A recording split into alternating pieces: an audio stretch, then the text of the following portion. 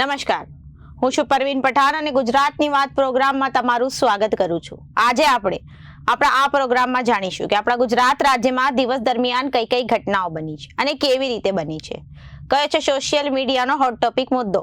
તે સમગ્ર જાણકારી વિસ્તારપૂર્વક આપણા આજના આ પ્રોગ્રામમાં આપણે નિહાળીશું. તો ચાલો જાણીએ અને નજર કરીએ શરૂઆતના મુખ્યના વિશેષ સમાચારો પર. ગુજરાતમાં દર 1 કલાકે એકનો આપઘાત. 3 વર્ષમાં 25,478 વ્યક્તિઓએ જીવન ટૂંકાવ્યું. ઘરકંકાસ 69 પુરુષોએ આત્મહત્યાથી બચવા મદદ માંગી. તો બીજી બાજુ જ્યાં ગણેશ પંડાલ પર પથ્થર ફેંકાયા એ સૈયદપુરા કેવું છે, જાણીએ અમારા અહેવાલમાં. 1992 થી છમકલાનો સિલસિલો યથાવત છે. સ્થાનિકે કહ્યું, ટોળું ભેગું થાય એટલે અગાસીએથી પથ્થરમારો કરે, સામેવાળા બચી જ ના શકે. બીજી બાજુ સુરતમાં મેટ્રોની કામગીરી 4 વર્ષથી ગોકુળ ગતિએ. ટ્રાફિક માટે મુખ્ય અતિથિ જવાબદાર. મેટ્રો રેલ પ્રોજેક્ટનું માત્ર 40% કામ થયું. નાના મોટા 7 અકસ્માતમાં એકનું મોત. તો બીજી તરફ રાજકોટમાં શ્રીજીને 60 લાખનો સોનાનો હાર પહેરાવ્યો. જે.કે. ચોક્કા રાજા ડાયમંડનો શણગાર વૈદિક પુરાણની થીમ સાથે એસી વાળા ડોમમાં સ્થાપના કરવાઈ. તો બીજી તરફ સૌરાષ્ટ્ર યુનિવર્સિટીની ઘોર ખોદી નાખી. વિદ્યાર્થીઓને કામ હોય તો ધક્કો ખાવાનો વારો આવે, કારણ ટેક યુગમાં હેલ્પ ડેસ્ક નથી, પરીક્ષા વિભાગમાં પાણી નથી, ઝેરોક્સ કઢાવવા માટે બાજુના ગામમાં જવા વિદ્યાર્થીઓ મજબૂર બન્યા.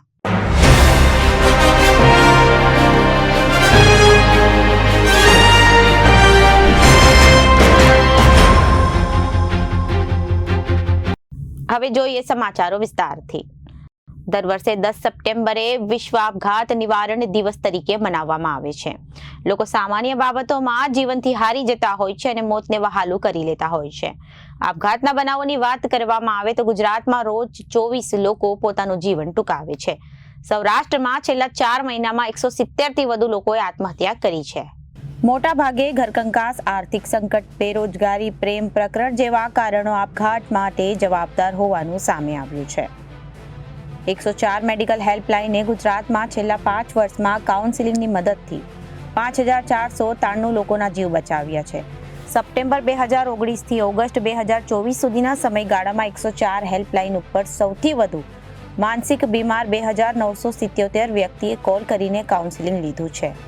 સૌથી વધારે અમદાવાદ જિલ્લામાં 2,125 કોલ નોંધાયા છે. સૌથી વધારે 36 થી 45 વય જૂથના 2,064 લોકોએ હેલ્પલાઇનની મદદ લીધી છે. ત્યારબાદ 25 થી 30 વય જૂથના 1,799 અને 16 થી 24 વય જૂથના 588 લોકોએ કોલ કર્યો, જેમને આપઘાત કરવા કાઉન્સેલિંગ કરવામાં આવ્યું. હેલ્પલાઇનને કોલ કરવામાં 69% પુરુષો અને 31% મહિલાઓનો સમાવેશ થાય છે. નોંધનીય છે કે શિક્ષણના કારણે આપઘાત કરવાનો વિચાર આવનાર 55 લોકોને કાઉન્સેલિંગ કરવામાં આવ્યું હતું. ભારતમાં છેલ્લા 6 વર્ષમાં 9,92,535 લોકોએ આત્મહત્યા કરી હતી. સરેરાશ દરરોજ 400 થી વધુ લોકોએ આત્મહત્યા કરી રહ્યા છે. અને આર્થિક સંકટ, બેરોજગારી, ગંભીર સમસ્યાઓ, ઘરની મુશ્કેલી, પ્રેમ પ્રકરણ જેવા કારણો આત્મહત્યા માટે જવાબદાર છે. તો ગુજરાતમાં 3 વર્ષમાં 25,478 વ્યક્તિઓએ આત્મહત્યા કરી હતી. એટલે કે ગુજરાતમાં દરરોજ 24 લોકો કોઈને કોઈ કારણસર આત્મહત્યા કરે છે. ઓછી સહન શક્તિ, મોંઘવારી અને આર્થિક સંકળામણ, વધુ પડતી મહત્વાકાંક્ષા, સમસ્યાના નિવારણ માટે ક્ષમતા ઓછી હોવી, તીવ્ર હરીફાઈ, ઈર્ષ્યા અને દેખાદેખી, નશાકારક વસ્તુઓના સેવનમાં વધારો.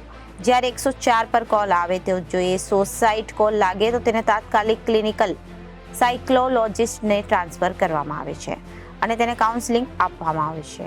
કાઉન્સેલિંગના 1 કલાક બાદ એ નંબર પર સામેથી ફોન કરવામાં આવે છે અને તે વ્યક્તિનું વધુ કાઉન્સેલિંગ કરવામાં આવે છે. ત્યારબાદ નિયમિત અંતરાળ એટલે કે 3 દિવસ, 7 દિવસ, 10 દિવસ અને વધુ સમય માટે જે તે વ્યક્તિને સહમતિ સાથે વેલફેર કોલ કરવામાં આવે છે.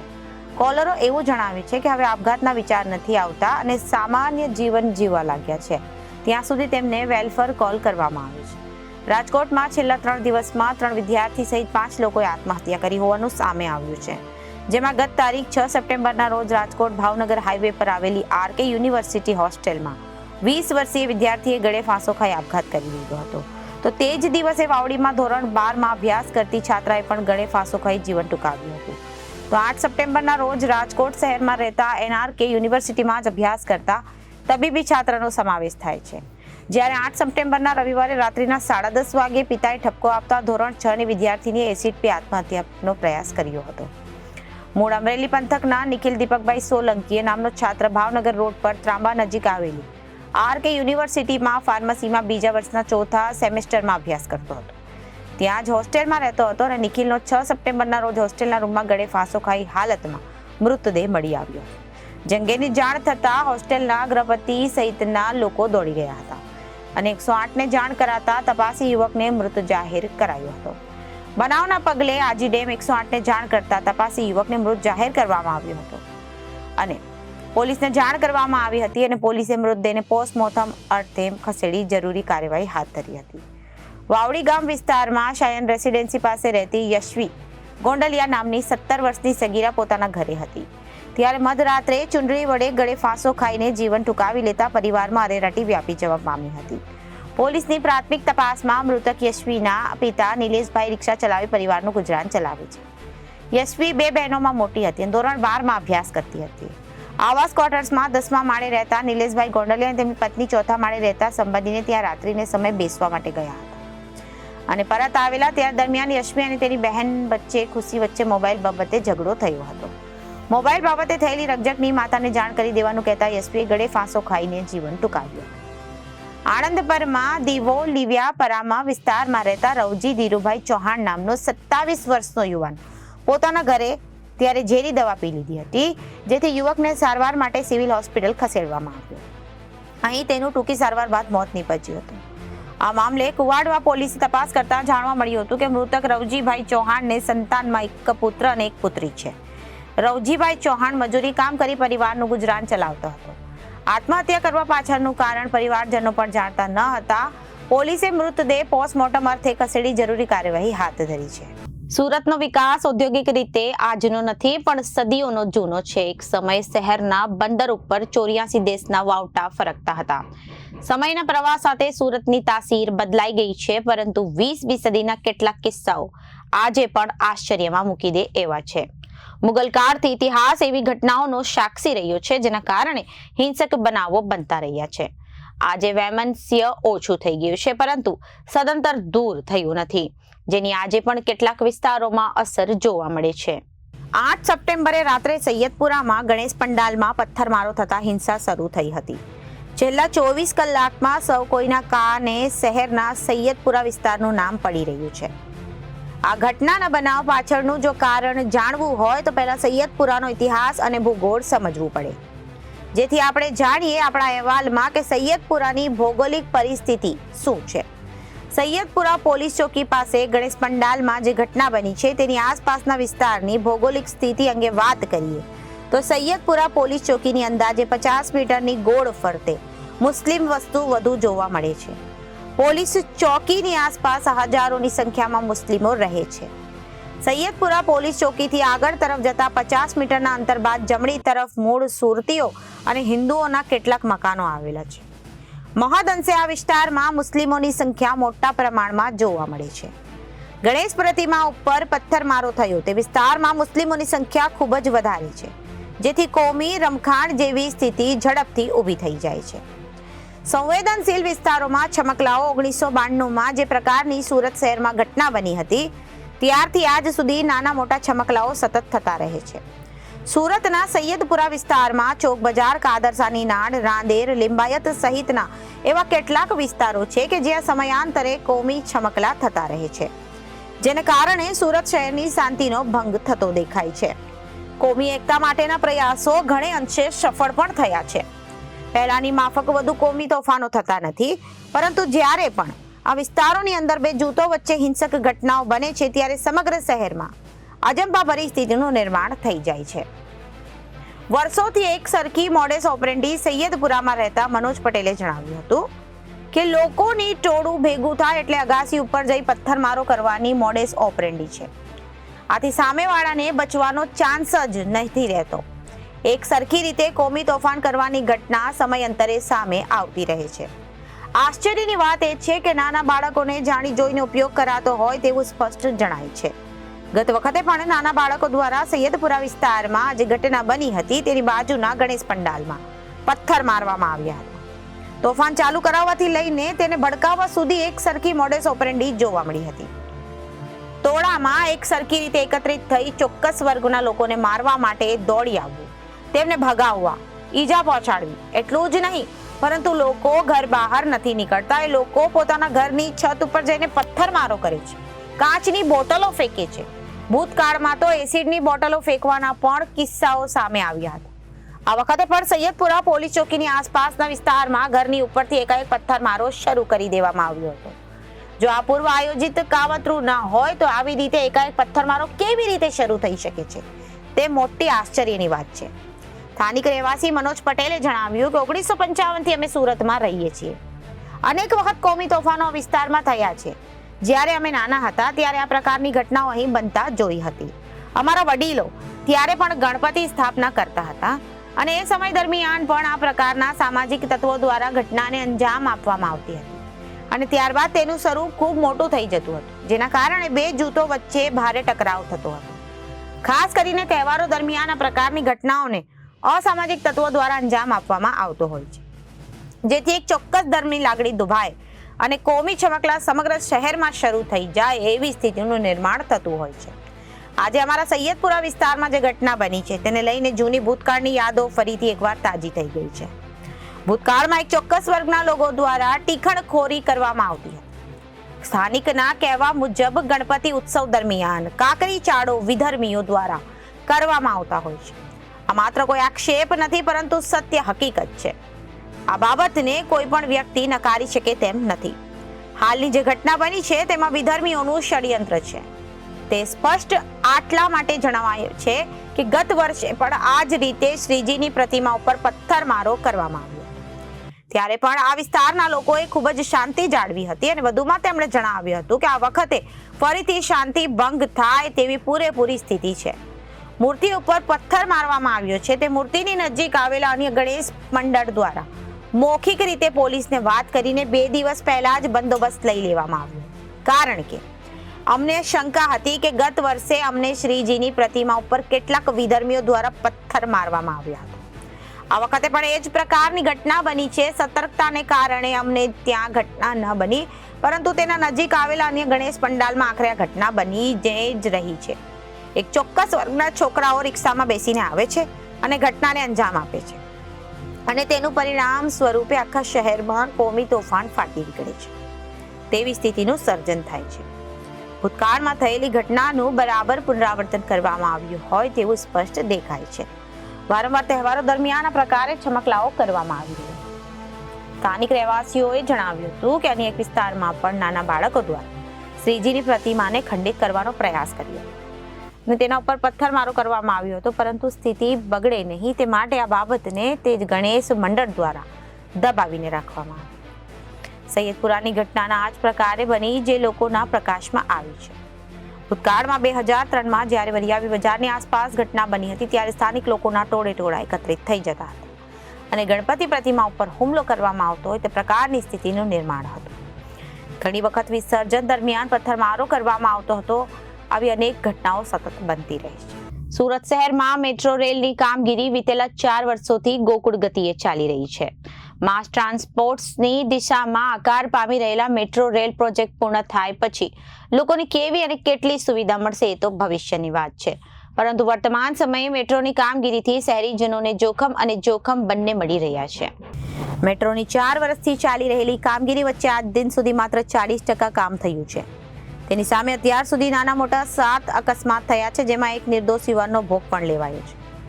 4 વર્ષથી ચાલતું કામ 40% જ પહોંચ્યું અને સુરતના લોકોને ટ્રાફિકની સમસ્યાનો સામનો નહીં કરવો પડે એટલા માટે ગુજરાત મેટ્રો રેલ કોર્પોરેશન દ્વારા 12,000 કરોડથી વધુ રકમના ખર્ચે સુરત શહેરમાં મેટ્રો રેલ દોડાવવાનું આયોજન થયું છે. વર્ષ 2025ના અંત સુધીમાં ભેંસાણથી કાપોદ્રા સુધીનો એલિવેટેડ રૂટ કાર્યરત કરવાનો નિર્ધાર કરવામાં આવ્યો છે. તારીખ 18મી જાન્યુઆરી 2021થી મેટ્રો રેલની કામગીરીના શ્રી ગણેશ થયા હતા. 40.45 કિલોમીટરની 2 રૂટ ઉપર તબક્કાવાર મેટ્રો રેલ દોડશે. મેટ્રો રેલની કામગીરી શરૂ થઈ તેના 4 વર્ષનું સરવૈયું જોવામાં આવે તો 40 કિલોમીટરની લંબાઈના આ પ્રોજેક્ટની હજુ સુધી માંડ 40% કામગીરી પૂર્ણ થઈ હોવાનું મેટ્રોના અધિકારીઓએ જણાવ્યું. આ કામગીરીથી શહેરીજનોને ભારે હાલાકીનો સામનો કરવો પડી રહ્યો છે. મેટ્રોની કામગીરીથી શહેરીજનોને ત્રાસી ચૂક્યા છે. વીતેલા એક માસમાં જ 2 મોટા અકસ્માત નોંધાયા છે. થોડા દિવસ પહેલા સારોલી ખાતે આવેલા મેટ્રો રેલના બ્રિજ ઉપર સ્પાન ગોઠવવાની કામગીરી દરમિયાન સ્પાન ક્ષતિગ્રસ્ત થયો હતો. આને કારણે 2 સપ્તાહ વધુ સમય માટે રસ્તો બંધ કરી દેવાતા સારોલી મેઇન રોડ સહિત આસપાસના વિસ્તારોમાં ટ્રાફિકની ભારે સમસ્યા સર્જાઈ હતી. મેટ્રોના અધિકારીઓએ કોન્ટ્રાક્ટરને નોટિસ ફટકારી હતી. આ ઘટનાને માંડ 1 માસ પણ પૂરો થાય તે માટે બીજો અકસ્માત 6 દિવસ અગાઉ થયો છે. મકાન ઉપર વિશાળકાય ક્રેન પડી હતી અને ગત 22 ઓગસ્ટના વરાછા ચીકુવાડી પાસે મેટ્રો રેલના એલિવેટેડ રૂટના 2 પિલર ઉપર લોન્ચર ગર્ડર ગોઠવતા સમયે ક્રેનનું બેલેન્સ ખોરવાઈ જતા લોન્ચર અને ક્રેનનું બૂમ ધડાકાભેર સાથે મકાન પર પડ્યું હતું. જોકે આ દુર્ઘટનામાં કોઈ જાનહાનિ થઈ ન હતી, પરંતુ મકાનને ભારે નુકસાન થયું હતું. આ ઘટના બાદ લોકોમાં ભારે રોષ જોવા મળ્યો હતો. આટલું જ નહીં, મેટ્રો રેલની કામગીરી સામે રહીશો દ્વારા ફટકાર પણ વરસાવવામાં આવી રહ્યું છે. અકસ્માત બાદ તંત્રની બેજવાબદારી અને કોન્ટ્રાક્ટરની બેદરકારી સામે લોકો રોષ પ્રવર્તી રહ્યો છે, જેને પગલે અત્યાર સુધી મેટ્રોને કારણે શહેરમાં કેટલાક અકસ્માતો થયા તેની ચર્ચા શરૂ થઈ છે. રાજકોટમાં ગણેશ મહોત્સવની ધામધૂમથી ઉજવણી કરવામાં આવી રહી છે. ત્યારે અહીં યુનિવર્સિટી રોડ ઉપર આવેલા JK ચોકા રાજા ખાતે વૈદિક પુરાણની થીમ સાથે ગણપતિ પંડાલની સજાવટ કરવામાં આવી છે. જો કે અહીં એક ભક્ત દ્વારા 800 ગ્રામ એટલે કે અંદાજે 60 લાખ રૂપિયાનો સોનાનો હાર વિઘ્નહર્તાને અર્પણ કરવામાં આવ્યો છે.